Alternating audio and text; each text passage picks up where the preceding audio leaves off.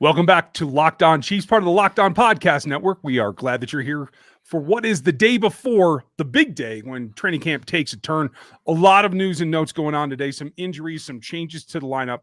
We're brought to you by Rock Auto, amazing selection, reliably low prices, and all the parts your car is ever going to need. Check out rockauto.com. We're going to get knee deep into it and then preview tomorrow as well. Welcome to Locked On Chiefs. It's the Locked On Podcast Network, your team every day.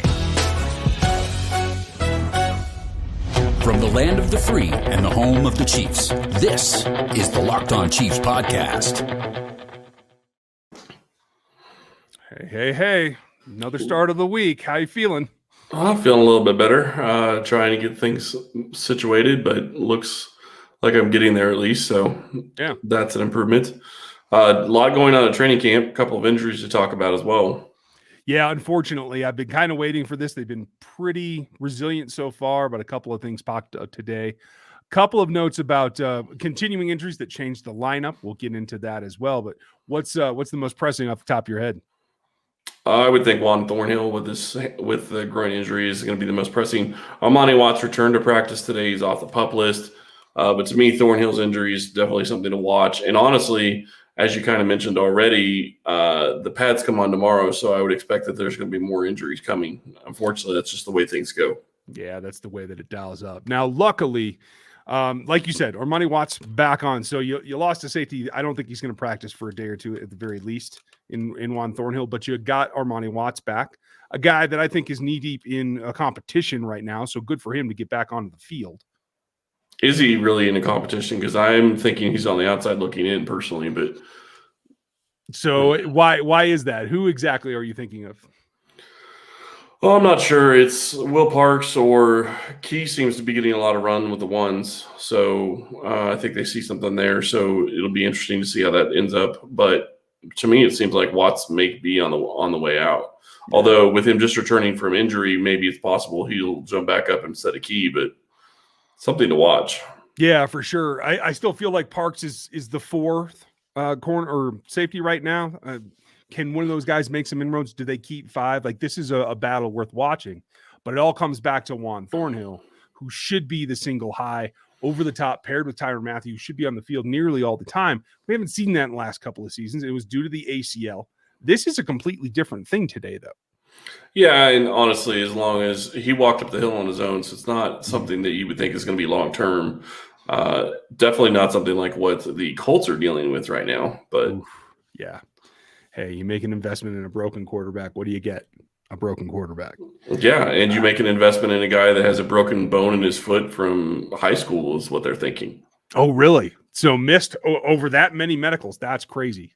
Yeah. Oh, well, the downfall of Carson Wentz is much belabored by many. We're not going to go into it too much farther here, but the significant. But it does affect Kansas City. Sorry. It does. That changes the playoff capabilities of that team, I think, quite dramatically. I would have thought that they'd have been somebody the Chiefs might run into, possibly even in the postseason, if it wasn't for that. Right. Okay. So you're on the same page. So for Juan Thornhill, the good news is it is soft tissue. They are the nagging type, so that's not the greatest thing. But it doesn't seem to be anything related with the ACL repair, with his knee in particular. Yeah, and I think that it's a good sign for him. I think he'll be fine in a couple of days. I think he'll probably play, unless it's more lingering than I think it is. I think he could play in the first preseason game, which is important because he probably won't be playing in the third preseason game.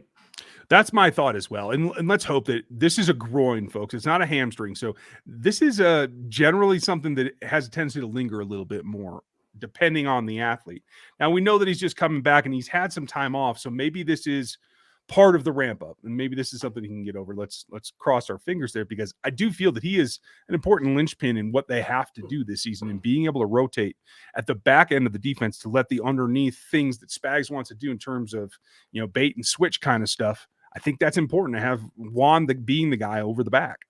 Yeah, and I think I agree with you on that. I do think that he is really fit for that position on this defense. So I like them being able to put him back there and be in that position. Yeah, it's going to be difficult if he's not there. I think obviously Parks and Key would probably be the next guy up right now, but they are comfortable in Sorensen, despite everything that we've seen to the contrary.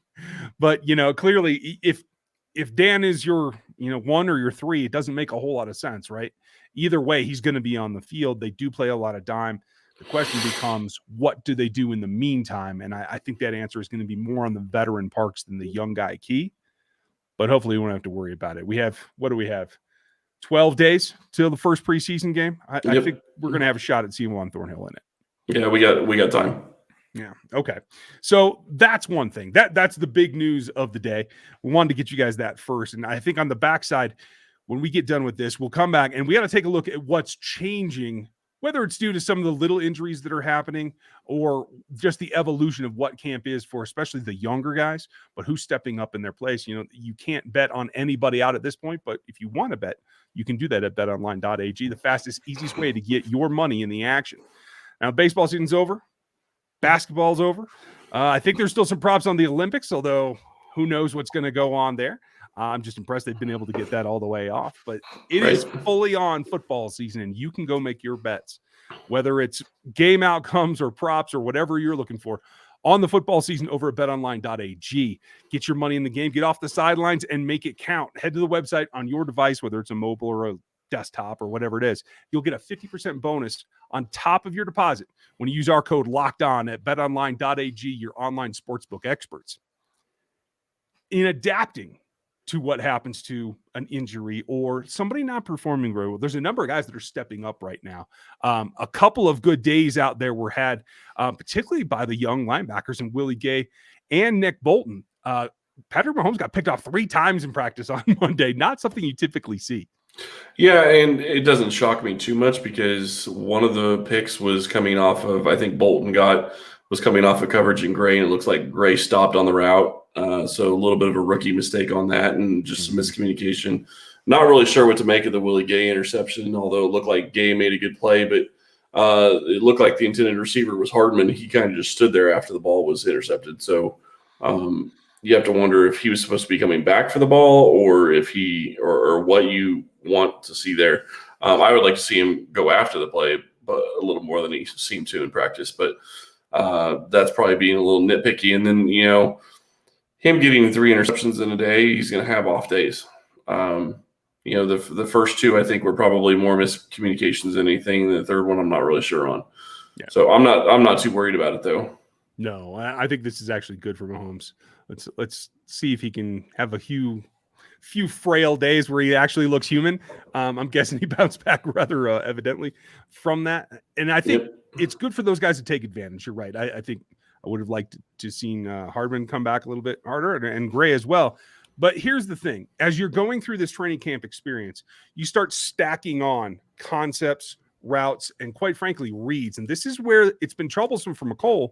And maybe this is where we're starting to see a little bit of adjustment issue with Noah Gray, in that now you're getting into a week in more of the complexities, more of what we're going to see tomorrow when they start putting on the pads and running more of what's going to look like their actual offense come the season.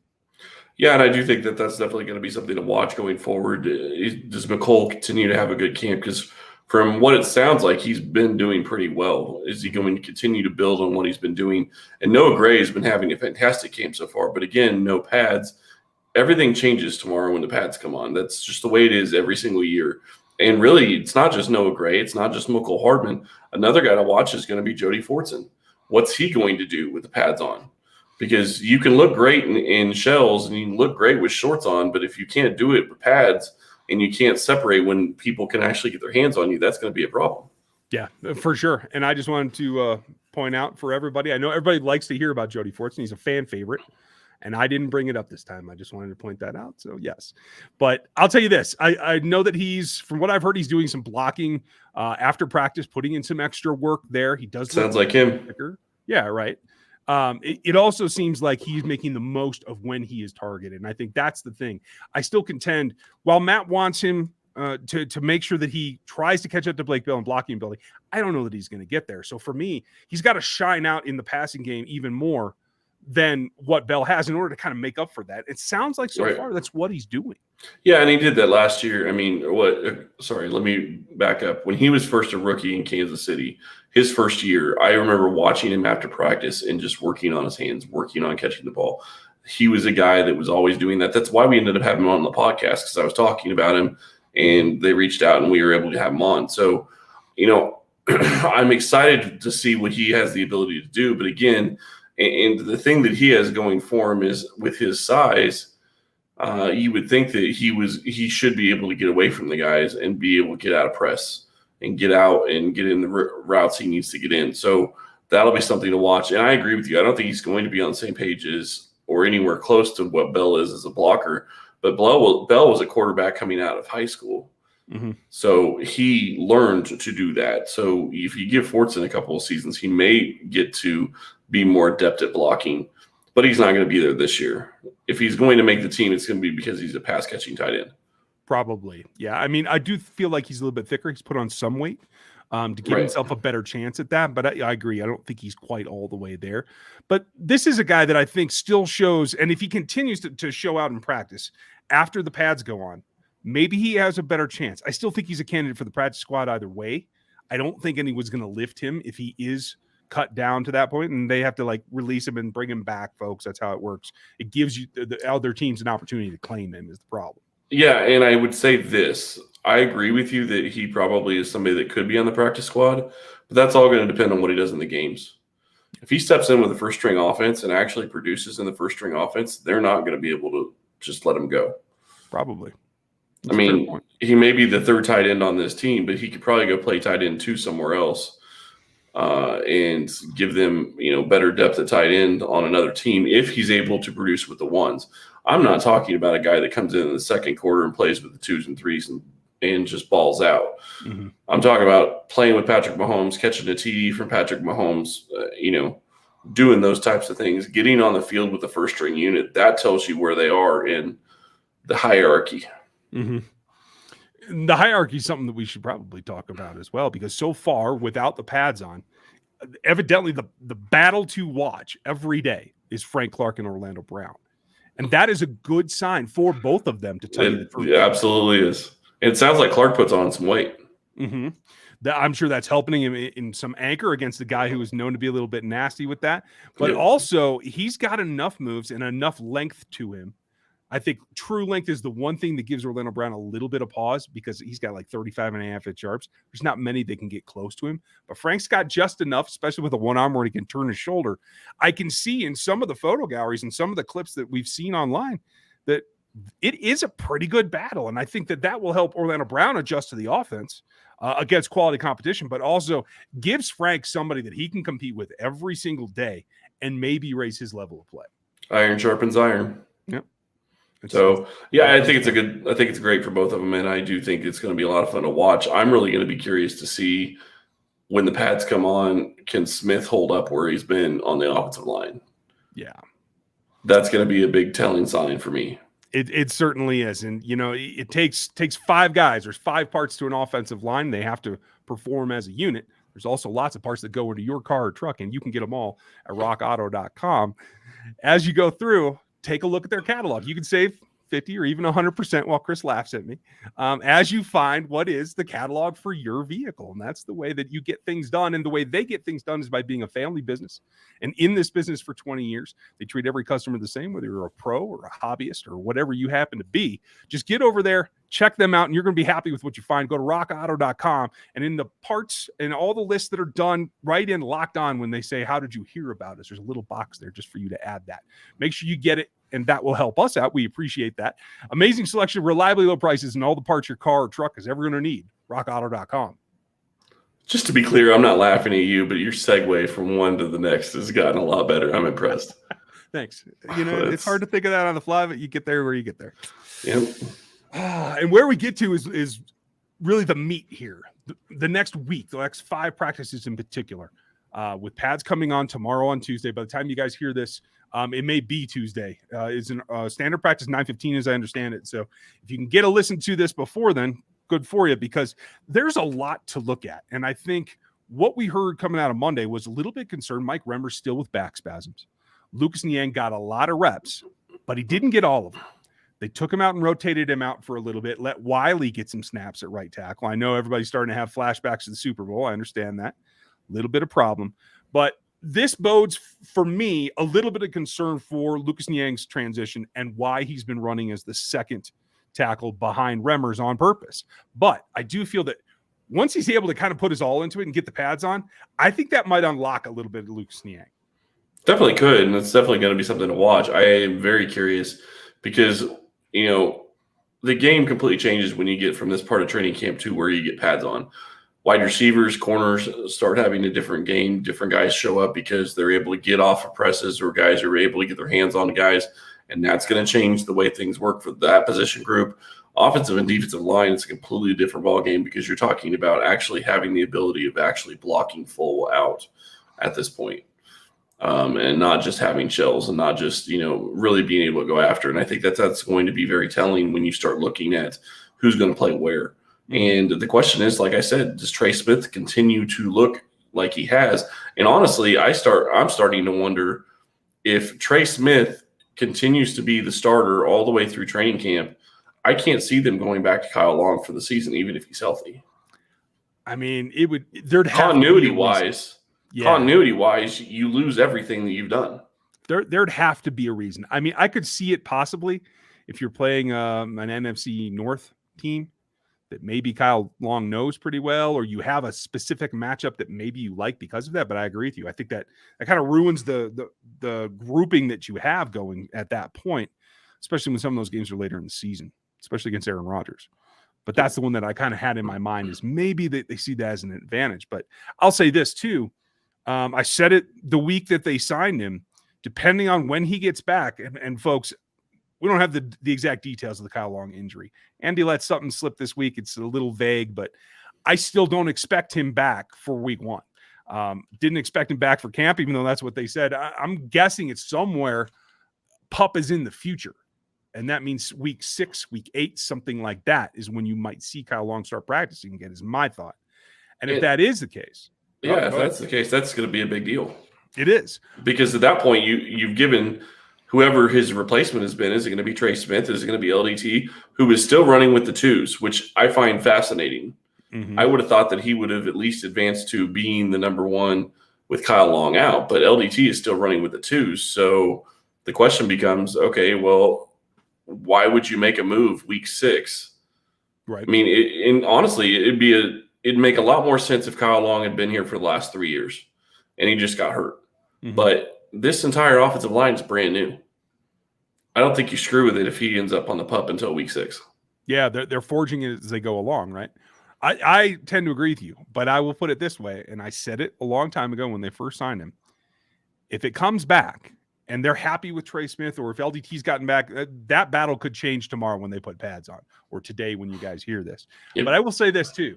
You go through that, and it's 6 or 8 weeks in. Maybe Mike Remmers has been fine. Maybe he's gotten hurt. Now you're dealing with Niang, who, if things don't improve pretty dramatically, is going to struggle some, and you're going to have to take care of that. There is always the possibility that Long could be a candidate to play right tackle as well, depending on not swing. Physicality. No, not swing at all. And that's why I think, like, if Niang has been either holding space, or if Remmers been Remmers and started out hot and maybe he's okay now, maybe he's not so okay, maybe that gives you an idea that Niang stays the swing and Kyle Long can move into the right tackle spot as well. Yeah, and that's definitely possible. Somebody asked on the YouTube channel just to verify if Long could be the swing tackle. I don't think he can be the left tackle. No. I don't think he could play that position. So to me, if he's going to come back, he could give you structure. He could give you somebody at right tackle potentially. But then again, you're sitting in a situation where you're going to put somebody in that hasn't played for 8 weeks at all. I mean, in my mind, I would think even if he's able to come back week 6, I don't think you'd really want him to be playing or starting until week 8 or 9 at the earliest. Yeah. He's got to get some rust off of him. He's got to be able to, get through a couple of practices and get reacclimated to things. And honestly, you have Andrew Wiley. I know people don't want him at right tackle, but to me, I'd trust Wiley more in games 7 and 8 and maybe even 9 than I would Kyle Long coming back from an injury that hasn't played in 3 months. Yeah, that may be true. And week 7, we're talking about the Tennessee Titans, right?